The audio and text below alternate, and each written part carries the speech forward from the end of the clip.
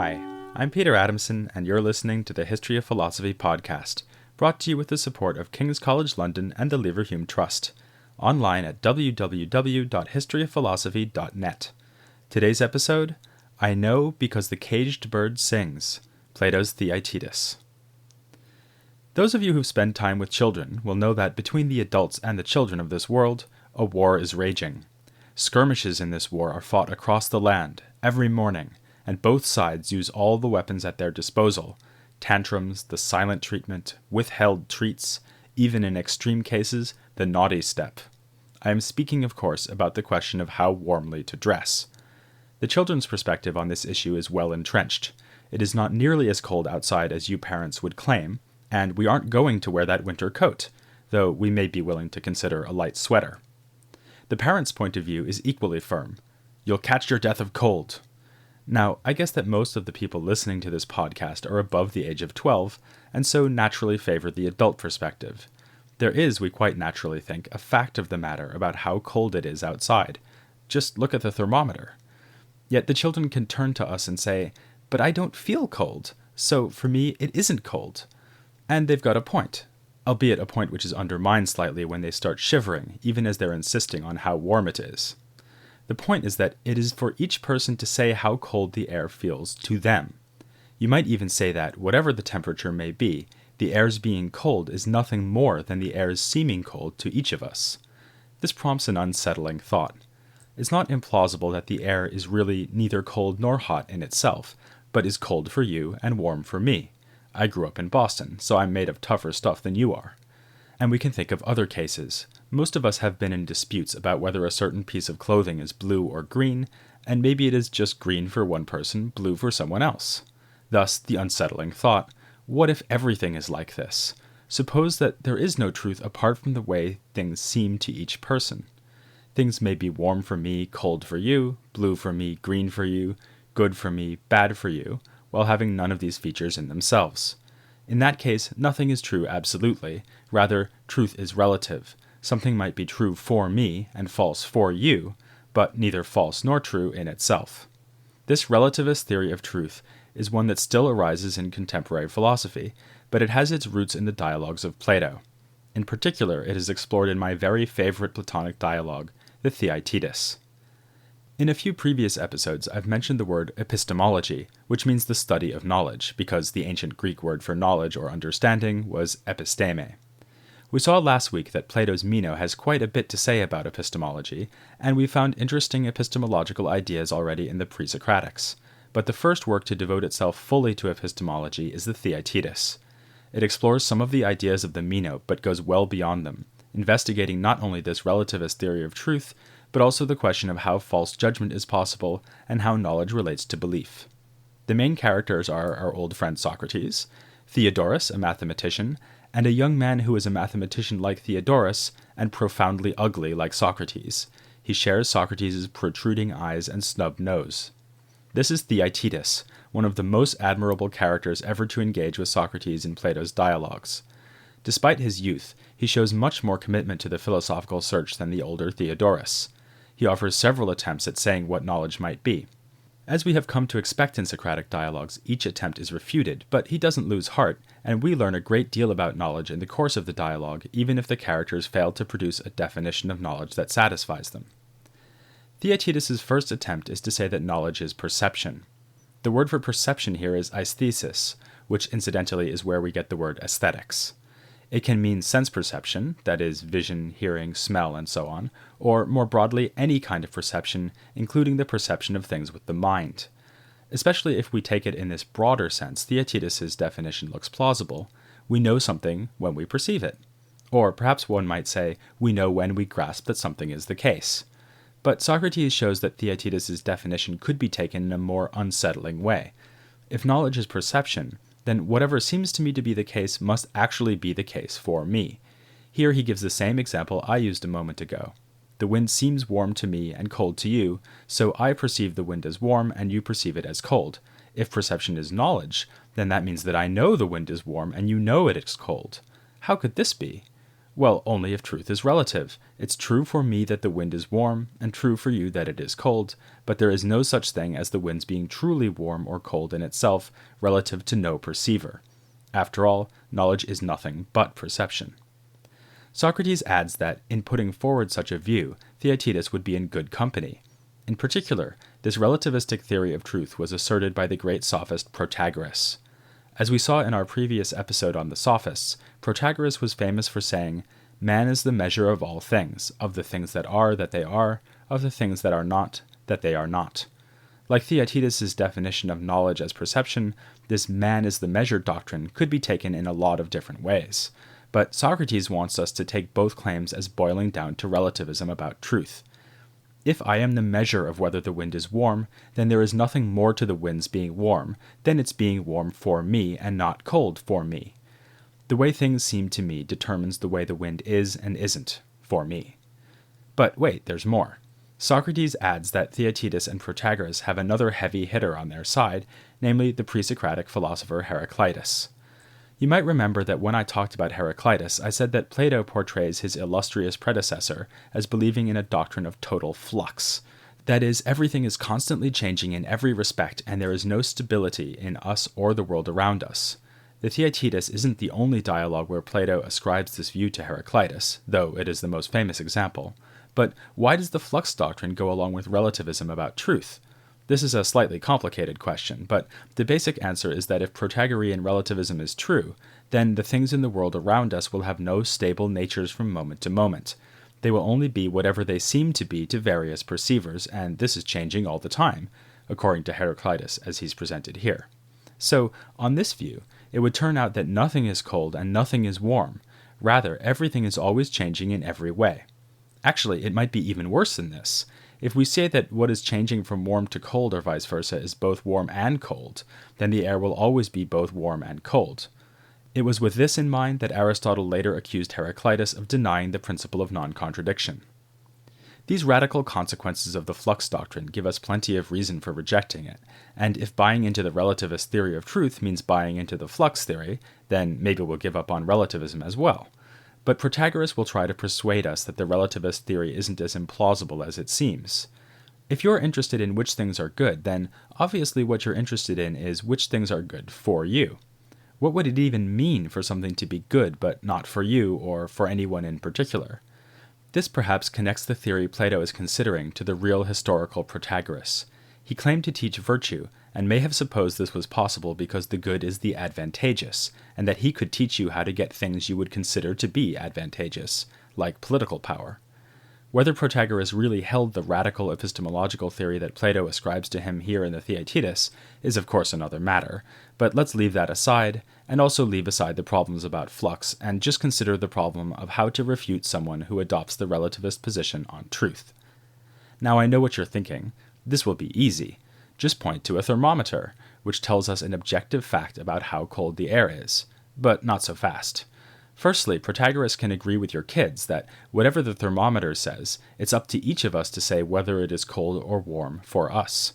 Secondly, he can point out that the thermometer is itself something you perceive. If it seems to you that the thermometer reads, say, 30 degrees, then it's true for you that the thermometer reads 30 degrees. It's true for you simply because you perceive it to be the case. To insist on there being an absolute truth about the reading of the thermometer is just to assume that there is a truth independent of any perceiver, and that's what Protagoras denies. Man is the measure of all things, right? But Socrates has a couple of other tricks up his sleeve. He starts with abuse. Wouldn't it be just as true to say that a pig or a baboon is the measure of all things? Abuse is always satisfying, of course, but this argument doesn't carry much weight. Fortunately, he has more philosophically satisfying points to make too. For instance, on this man is the measure doctrine, there'd be no point consulting experts. Why pay to go to the doctor if you are just as good a measure as the doctor is? If it seems to you that taking aspirin will cure that nasty bout of appendicitis, then it's true for you. This sounds like a theory that will reduce the life expectancy of its adherents, reason enough to reject it. Closely related is an objection about predicting the future. If I expect to recover from my illness, then it will be true for me that I will recover. If it then later seems to me that I'm still sick, then it will seem to me that I have not recovered, and so it will be true for me that I didn't recover. It's hard to see how both of these could be the case. But Socrates' most interesting objection illustrates a classic, perennially useful philosophical maneuver. Whenever you're presented with a bold new theory, especially a skeptical theory, ask whether the theory could be true on its own terms. For example, if someone says that nothing is true, you can ask him whether this claim is itself true. Or if someone says that language is meaningless, you can ask him how he is able to convey this idea in a sentence. In the same way, Socrates suggests that Protagoras' relativism doctrine is self-refuting. For, even if Protagoras agrees with the doctrine, Socrates does not. Thus it will be true for Socrates that Protagoras' doctrine is false. Indeed, since this follows from Protagoras' doctrine, it will even be true for Protagoras that for Socrates the doctrine is false. Thus, Protagoras is bound by his own doctrine to admit that his doctrine is false. But maybe this trick is a bit too tricky. Even if Protagoras has to admit that the doctrine is false for Socrates, he doesn't have to admit that it's false in itself, or really false. Remember, according to him, there's no such thing as something's just really being false or true. There's only something's being false or true to you, to me, to Socrates. Before we get any dizzier, let's leave relativism behind and move on to another major theme of this dialogue, the possibility of false belief. This theme arises when Theaetetus accepts that knowledge is not, after all, perception, and makes another suggestion. Perhaps knowledge is having a true belief. After all, when I know something, I have a belief about it, and obviously it can't be a false belief, so why not say I know something when I have a true belief about it?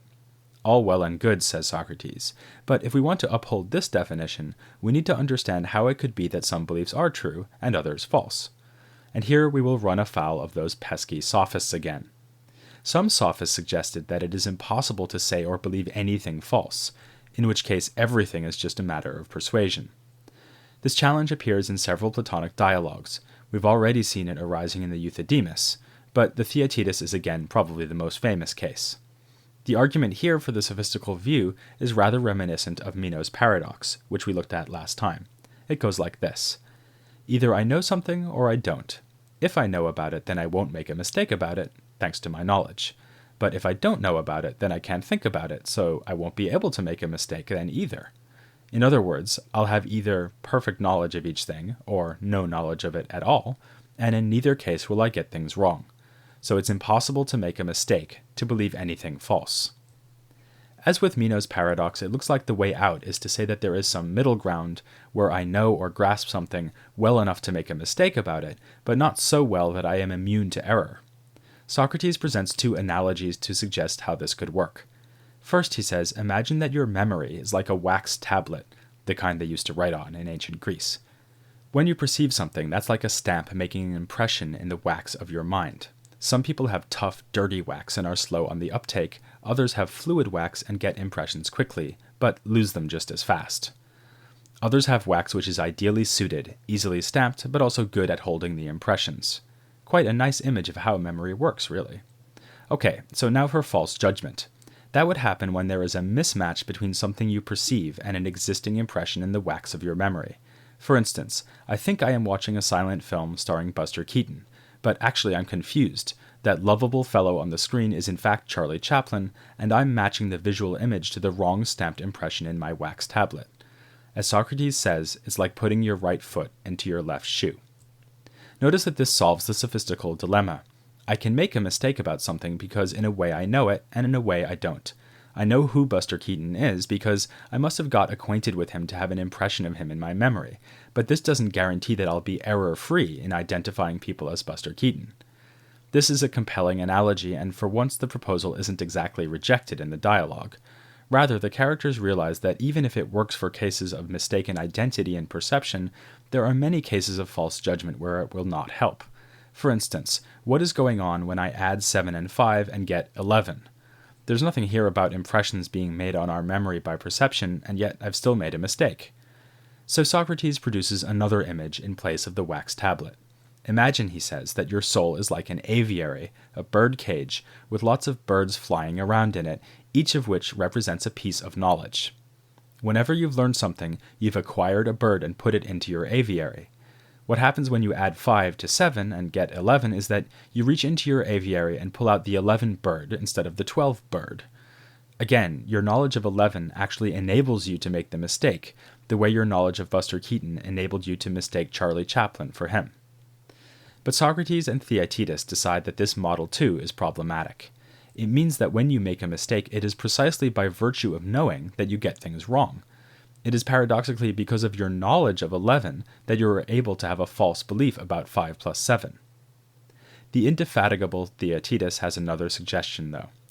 What if your aviary contains birds representing ignorance as well as birds representing knowledge? Then, when you make a mistake, you've just grabbed the wrong kind of bird. But that ruins the whole point, which was to explain how we can know something just enough to make a mistake about it without knowing it so well that we are immune to error. So, where does all that leave us? Right back where we started, without a general account of false belief, but still thinking that maybe knowledge is the same thing as true belief. Ah, but it isn't, says Socrates. Just consider the case of a jury. They might be persuaded by some fancy lawyer that a certain man is innocent of a crime. And the man really is innocent. But we wouldn't say that the jury knows, since they only believe this because the lawyer was slick enough to persuade them. Thus, they have a true belief, but not knowledge. So much for that definition. Yet Theaetetus still feels, and today's epistemologists tend to agree, that knowledge must have something to do with true belief. Maybe knowledge is true belief plus something else as well, something the jurors are lacking, but which you would have if you were, say, an eyewitness at the murder and know that the accused man is innocent. It's no easy task to say what that would be.